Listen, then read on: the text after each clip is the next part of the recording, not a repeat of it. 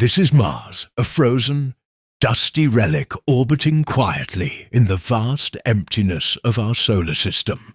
From a distance it appears lifeless, silent. But look closer, and a different story begins to unfold. These are not illustrations. These are real images sent directly from the surface of Mars by NASA's Perseverance rover. With its 6 wheels, robotic arm, and nuclear-powered core, this machine is humanity's ambassador to another planet. Mars is not what it seems. Today it is dry, desolate, and bathed in rust-colored dust. But billions of years ago, this world may have looked completely different. Evidence from orbital imagery and rover missions suggests that Mars once had lakes, rivers, and even vast oceans. In 2015, NASA confirmed the detection of hydrated salts, air, proof that liquid water once flowed on the surface. And in 2018, radar instruments from the European Space Agency's Mars Express mission discovered a subsurface lake beneath the southern polar ice cap.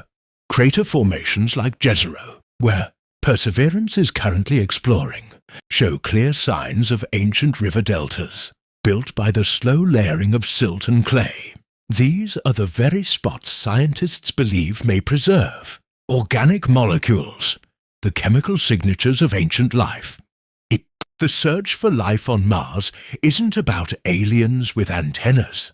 It's about microbes, tiny, single-celled organisms that may have existed when Mars had the right conditions: liquid water, a stable climate, and energy sources.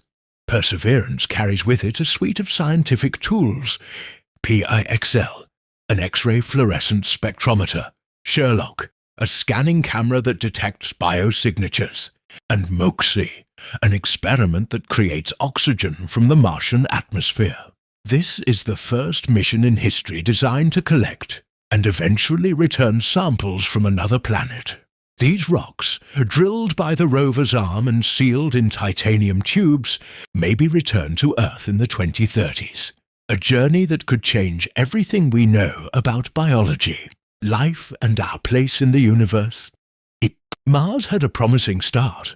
For hundreds of millions of years, it had a thick atmosphere composed of carbon dioxide, possibly warm enough to support a water cycle, complete with clouds, rain, and flowing rivers. But about 4 billion years ago, something changed. Mars lost its magnetic field, the invisible shield that protects planets from deadly solar radiation. Without it, the solar wind slowly stripped away the atmosphere, molecule by molecule.